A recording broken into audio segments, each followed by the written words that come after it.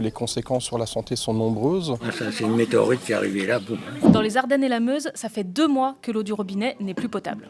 Nous sommes punis d'une faute que nous n'avons pas commise. Plus de 3000 habitants ont interdiction de boire l'eau du robinet car elle contient trop de PFAS, 27 fois la limite réglementaire. Il faut s'organiser pour livrer l'eau minérale en bouteille. Bon, là, c'est un coût qui n'était pas budgété du tout. Et on ne prévoit pas un accident de 22 000 € comme ça. Ça fait aussi 2 mois que des questions restent sans réponse. D'où vient cette contamination des eaux souterraines?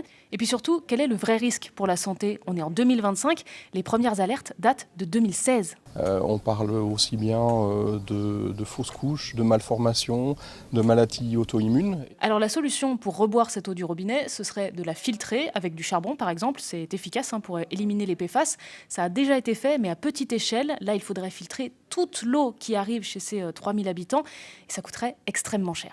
Et les mairies des communes concernées n'ont parfois pas du tout les moyens de mettre en place de telles installations et l'État, lui, ne veut pas payer. Nous n'acceptons pas de devenir un village déclassé. Nous attendons le soutien de l'État, pas un simple coup de pouce et des paroles lénifiantes. Alors des PFAS, il n'y en a pas que dans les Ardennes et la Meuse, on en ingurgite tous. Ils ont été détectés dans l'eau du robinet un peu partout en France. Ils sont utilisés dans l'industrie, dans l'agriculture, dans nos cosmétiques, dans nos vêtements aussi. Et à partir de janvier 2026, une loi va entrer en vigueur pour imposer des amendes aux industriels et bannir les PFAS de certains produits. Par définition, les PFAS sont des substances extrêmement résistantes et il n'existe aujourd'hui aucune solution réaliste pour dépolluer tout notre environnement.